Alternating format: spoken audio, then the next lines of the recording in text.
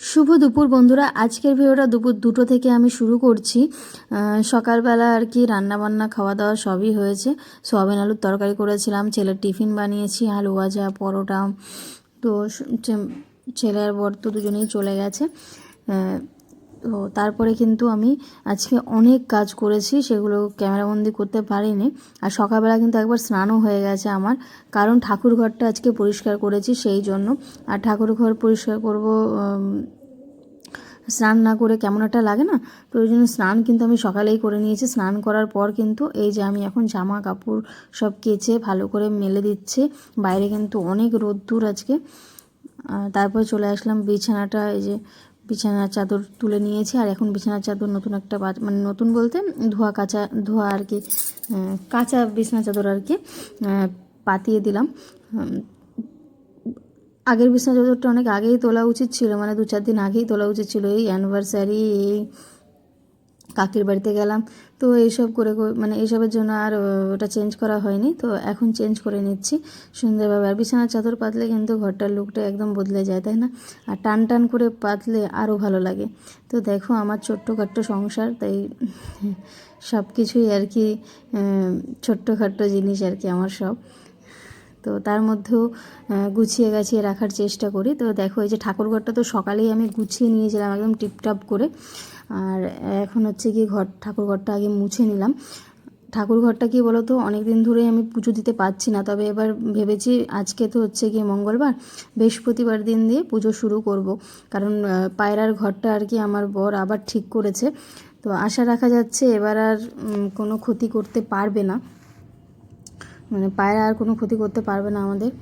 দেখা যাক কতদূর কী হয়।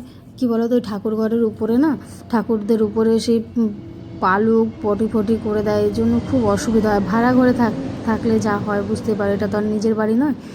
আর পায়রাকে কীভাবেই তাড়াবে, মালিকরাও কিন্তু অনেকবার চেষ্টা করেছে, ওরা অনেকবার চেষ্টা করেছে, কিন্তু কিছুতেই যায় না পায়রাগুলো। কি করব বলো?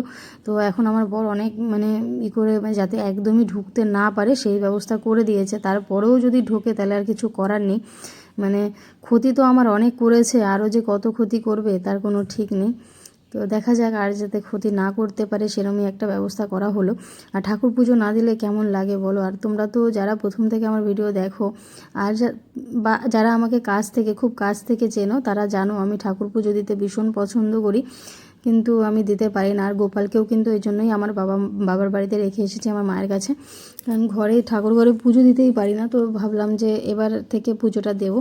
তো ঘরটর মুছে নিয়ে স্নান করেছি আরও একবার, কারণ কাজবাজ করার পরে কিন্তু স্নান না করলে হয় না। তারপরে কিন্তু বিকেলবেলার দিকে, এই যে বিকেল নয় সন্ধ্যের দিকে চলে আসলাম বাবার বাড়িতে এসে দেখছি বাড়িতে তালা দেওয়া, তো সেই জন্য এই যে দোকানে চলে আসলাম। আর আমার বর আজকে নাইটে কাজ করবে, মানে আমাদের এই যে বাবার দোকান দেখছো তার পাশেই যে মালিকের দোকান, সেই মালিকেরই আর একটা দোকান আছে, সেখানে আর কি ও সন্ধ্যাবেলা এক জায়গা দিয়ে কাজ করে এসছে, আবার এখন নাইটে করবে সেখানে।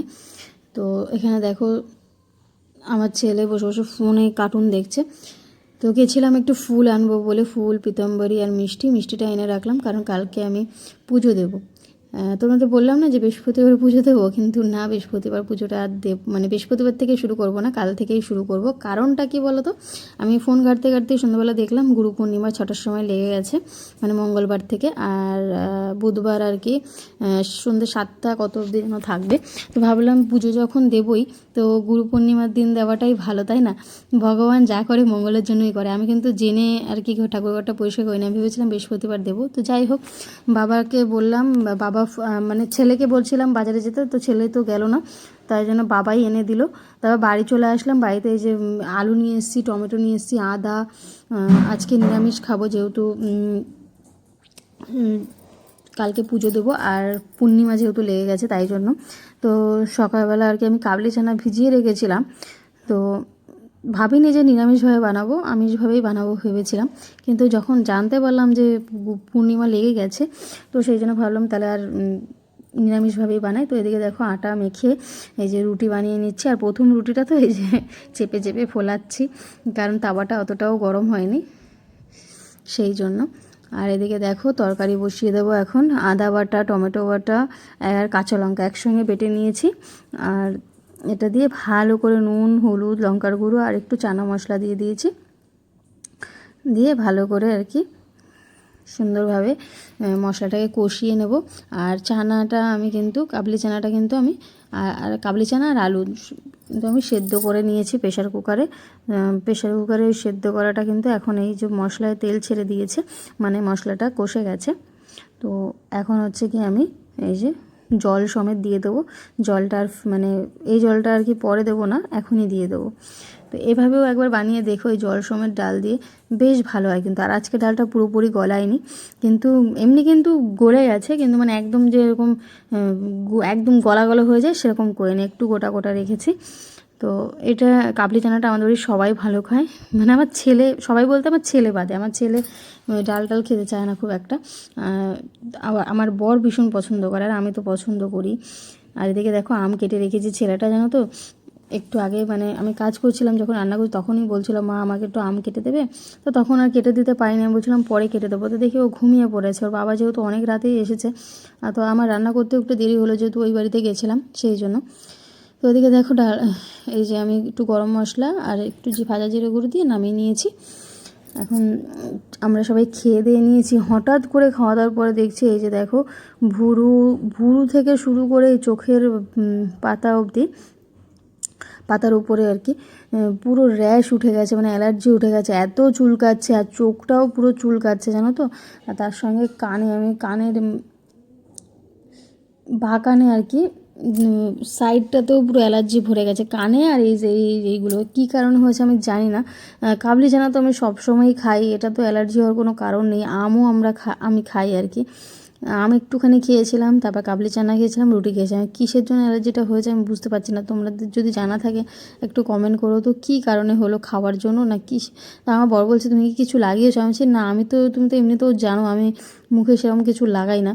তো এই দেখো, এই যে দেখো কী অবস্থা। আর নাকে না একটা ফোড়া উঠেছে, সেটাই তোমাদের দেখাচ্ছিলাম। মানে মানে একটু সময়ের মধ্যে যে মুখের কি খারাপ অবস্থা হয়েছে, আর কি চুলকাচ্ছে জানো না, মানে ভীষণ খারাপ অবস্থা আর কি, যাকে বলে প্রচণ্ড চুলকাচ্ছে আমার। মানে এত কষ্ট হচ্ছিলো, আমি প্রায় মাঝরাত অবধি শুধু চুলকাইছি জানো তো, এত মানে চুলকাচ্ছে। আর অ্যালার্জি উঠলে তো বুঝতেই পারো, আমি শুধু ভাবছিলাম কী কারণে হলো, যে খুব কষ্ট হচ্ছিলো, জানি না কেন উঠলো।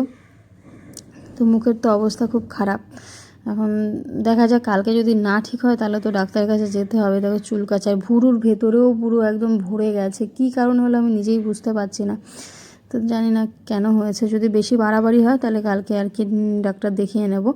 তো আজকের মতো ভিডিওটা এখানেই শেষ করছি। দেখা হচ্ছে আমার আগামীকাল একটা সুন্দর ভিডিওর সঙ্গে। আর যারা চ্যানেলটিকে এখনও সাবস্ক্রাইব করোনি তারা কিন্তু অবশ্যই চ্যানেলটিকে সাবস্ক্রাইব করে নিও, আর একটা লাইক কমেন্ট করো। যারা মানে কে কোথা থেকে ভিডিওটা দেখছো অবশ্যই জায়গাটার নাম কমেন্ট করে যেও, তাহলে আমার ভালো লাগবে। দেখা হচ্ছে আগামীকাল।